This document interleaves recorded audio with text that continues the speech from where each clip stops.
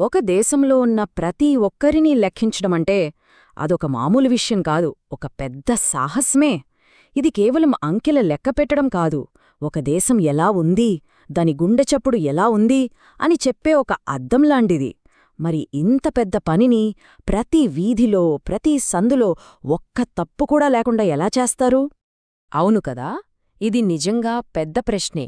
దీనికోసం ఏవో పెద్ద పెద్ద టెక్నాలజీలు కావాలి అనుకుంటాం, కానీ అసలు విషయం అది కాదు. దీనికి కావాల్సింది చాలా సింపుల్ కానీ చాలా పవర్ఫుల్ సిస్టమ్. ఆ సిస్టమేంటో చూద్దాం పదండి. వింటే ఆశ్చర్యంగా ఉంటుంది కదూ!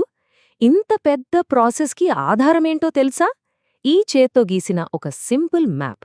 దీన్నే హౌస్ లిస్టింగ్ బ్లాక్ లేదా సింపుల్గా హెచ్ఎల్బీ మ్యాప్ అంటారు. చూడ్డానికి చాలా చిన్నగా ఉన్న ఈ మ్యాప్ ఇంత పెద్ద పనిని ఎలా సులభం చేస్తుందో ఇప్పుడు వివరంగా చూద్దాం. సరే, ముందుగా మనం చేయాల్సిన పని ఈ మ్యాప్ యొక్క భాషను నేర్చుకోవడం. ప్రతి మ్యాప్కి ఒక గ్రామర్ ఉన్నట్టే ఈ హెచ్ఎల్బీ మ్యాప్కి కూడా కొన్ని సింబల్స్ రూపంలో ఒక భాష ఉంది. ఈ గుర్తులను మనం సరిగ్గా అర్థం చేసుకోగలిగితే చాలు, ఆ ఏరియా మొత్తం మన కళ్ల ముందున్నట్టే. ఇందులో మొదటి క్లూ ఏంటంటే అసలా బిల్డింగ్ దేంతో కట్టారు, అది ఎంత స్ట్రాంగ్గా ఉంది అన్నది. ఈ యొక్క ప్రశ్న ఆధారంగానే బిల్డింగ్స్ని రెండు రకాలుగా విడగొడతారు.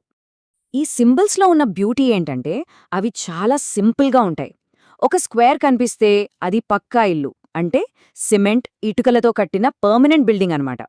అదే ఒక ట్రయాంగిల్ ఉంటే అది కచ్చా ఇల్లు, అంటే మట్టితోనో తాటాకులతోనో కట్టిన టెంపరరీ ఇల్లు. చూసారా ఎంత సింపులో? ఓకే, ఇప్పుడు బిల్డింగ్ ఎలా కట్టారో మనకు తెలిసిందే. మరి దానిని దేనికి వాడుతున్నారు? అందులో జనాలుంటున్నారా, లేక ఏదైనా బిజినెస్ కోసం వాడుతున్నారా? ఇక్కడ కూడా సిస్టమ్ చాలా క్లియర్గా ఉంటుంది. ఆ షేప్ లోపల ఏమీ లేకపోతే ఖాయిగా ఉంటే అది రెసిడెన్షియల్ బిల్డింగ్, అంటే ఫ్యామిలీస్ ఉండే ఇల్లు. అదే ఆ షేప్ లోపల అడ్డగీతలు గీసి ఉంటే అది నాన్ రెసిడెన్షియల్ అన్నమాట. అంటే అది ఒక షాప్ కావచ్చు, స్కూల్ కావచ్చు, లేదా ఏదైనా ఫ్యాక్టరీ కూడా కావచ్చు. సరే, ఇప్పుడు ఈ రెండు విషయాలను కలిపి చూద్దాం. మనం ఇప్పటిదాకా నేర్చుకున్న రెండు రూల్స్ని కలిపితే మనకు ఈ మ్యాపింగ్ మ్యాట్రిక్స్ వస్తుంది. చూడండి, పక్కా రెసిడెన్షియల్ అంటే ఖాళీ స్క్వేర్, పక్కా నాన్ రెసిడెన్షియల్ అంటే గీతలున్న స్క్వేర్, అలాగే కచ్చా రెసిడెన్షియల్ అంటే ఖాళీ ట్రయాంగిల్, మరి కచ్చా నాన్ రెసిడెన్షియల్ అంటే గీతలున్న ట్రయాంగిల్. కేవలం ఈ 4 సింబల్స్తో ఆ బ్లాక్లో ఉన్న ప్రతి బిల్డింగ్ కథాకమామిష్ మొత్తం చెప్పేయొచ్చు. ఓకే, సింబల్స్ వెనుకున్న మీనింగ్ మనకి అర్థమైపోయింది. మరి వాటిని ఒక ఆర్డర్లో ఎలా పెట్టాలి? ఈ బిల్డింగ్స్కి నంబర్స్ ఎలా ఇస్తారు? దీని వెనక కూడా ఒక పక్కా ప్లానింగ్ ఉంది. నంబరింగ్ ప్రాసెస్లకు వెళ్లే ముందు ఒక చాలా ఇంపార్టెంట్ డిఫరెన్స్ మనం అర్థం చేసుకోవాలి. బిల్డింగ్ నంబర్ వేరు, సెన్సస్ హౌస్ నంబర్ వేరు. ఉదాహరణకి ఒక అపార్ట్మెంట్ బిల్డింగ్ ఒకటే, కానీ దానిలో 10 వేర్వేరు ఫ్యామిలీస్ ఉండొచ్చు. ఆ 10 ఫ్యామిలీస్ 10 సెన్సస్ హౌసెస్ అవుతాయి.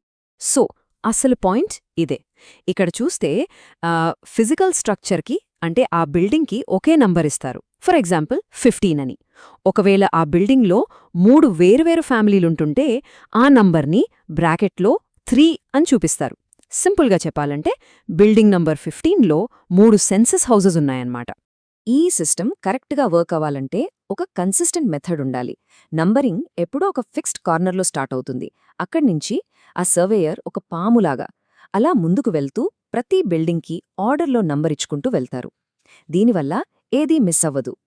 ఈ డయాగ్రామ్ చూస్తే ఆ మెథడ్ ఇంకా క్లియర్గా అర్థమవుతుంది.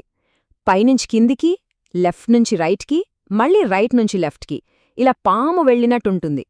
ఈ సర్పగమన రూట్ ఫాలో అవ్వడం వల్ల ఏ ఒక్క బిల్డింగ్ కూడా 2 సార్లు కౌంట్ అవ్వదు, లేదా అసలు కౌంట్ అవ్వకుండా మిస్ అయిపోదు. సరిగ్గా ఏ రూట్లో వెళ్లారో చూపించడానికి మ్యాప్ మీద యారో మార్క్స్ వాడతారు. ఈ యారోస్ ఆ సర్వేయర్ ఏ బిల్డింగ్ నుంచి ఏ బిల్డింగ్కి వెళ్లారో ఎగ్జాక్ట్గా చూపిస్తాయి.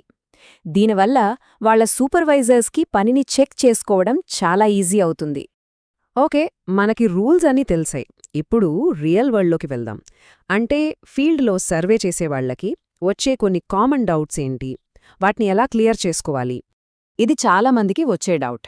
షాప్స్కి, పెట్రోల్ బంక్స్కి ఇలాంటి వాటికి నంబర్ ఇవ్వాలా అని. ఖచ్చితంగా ఇవ్వాలి. అవి పక్కా బిల్డింగ్స్ అయితే వాటిని గీతలున్న స్క్వేర్తో మార్క్ చేసి ఆర్డర్లో నంబర్ ఇచ్చేయాలి. ప్రతి కట్టడం లెక్కలోకి రావాల్సిందే. ఇది మనం ముందే మాట్లాడుకున్నాం. ఒక పక్కా బిల్డింగ్లో 3 ఫ్యామిలీలుంటే ఏం చేయాలి? సింపుల్. ఒక స్క్వేర్ గీసి బిల్డింగ్ నంబర్ 20 అని రాసి దాని పక్కనే బ్రాకెట్లో 3 అని పెట్టాలి. చూసారా ఎంత సింపుల్గా, ఎఫెక్టివ్గా ఉందో? మరి పాడుబడిన ఖాళీగా ఉన్న కచ్చా ఇల్లు ఉంటే దాన్ని ఎలా మార్క్ చేయాలి? లాజికల్గా ఆలోచిస్తే అక్కడ ఎవరూ ఉండట్లేదు కాబట్టి అది నాన్ రెసిడెన్షియల్. అది కచ్చా బిల్డింగ్ కాబట్టి ట్రయాంగిల్. సో గీతలున్న ట్రయాంగిల్తో దాన్ని సూచిస్తారు. ఈ సిస్టమ్ ప్రతి సిచ్యువేషన్ని కవర్ చేస్తుందన్నమాట. ఫైనల్గా అన్నిటికంటే ముఖ్యమైన రూల్ కన్సిస్టెన్సీ. నంబరింగ్ ఫ్లో ఎప్పుడూ ఒకే పద్ధతిలో ముందు అనుకున్న డైరెక్షన్లోనే ఉండాలి. ఆ ఫ్లోని యారోస్తో క్లియర్గా చూపించాలి. ఎందుకంటే కన్సిస్టెన్సీ ఉంటేనే ఖచ్చితత్వం ఉంటుంది. సో ఇప్పటిదాకా మనం సింబల్స్, నంబరింగ్, రూల్స్ అన్నీ చూసాం. ఇప్పుడు ఒక్క అడుగు వెనక్కి వేసి ఈ డీటెయిల్డ్ ప్రాసెస్ వెనుకున్న అసలు పవరేంటో, దాని ఇంపార్టెన్స్ ఏంటో అర్థం చేసుకుందాం. చివరికి అంతా వచ్చి దీనిమీదే ఆధారపడి ఉంటుంది. ఒక దేశంలో ఎలాంటి డెవలప్మెంట్ స్కీమ్స్ తేవాలి, ఎలాంటి పాలసీలు పెట్టాలి, ఎక్కడ ఎంత ఖర్చు పెట్టాలి, ఇవన్నీ జనాభా లెక్కల మీద డిపెండ్ అవుతాయి. మరి ఆ డేటా క్వాలిటీ దేని మీద డిపెండ్ అవుతుంది? మనం చూసిన ఈ సింపుల్, చేత్తో గీసిన మ్యాప్స్ యొక్క యాక్యురసీ మీద. ఫౌండేషన్ వీక్గా ఉంటే పెద్ద బిల్డింగ్ కూడా కూలిపోతుంది కదా, ఇది కూడా అంతే. కాబట్టి నెక్స్ట్ టైం ఎప్పుడైనా జనాభా లెక్కల గురించి విన్నప్పుడు కేవలం నంబర్స్ గురించే కాదు, ఈ మ్యాప్స్ వెనుకున్న కథల గురించి కూడా ఆలోచించండి. ఈ చిన్న చిన్న స్క్వేర్స్, ట్రయాంగిల్స్ ఒక సమాజం యొక్క ఆర్థిక పరిస్థితి గురించి, వాళ్ళ ఎదుగుదల గురించి, భవిష్యత్తు గురించి ఎంత పెద్ద కథలు చెప్తాయో కదా. ఇవి కేవలం మ్యాప్స్ కావు, ఇవి మన దేశానికి సంబంధించిన చిన్న చిన్న చిత్రపటాలు.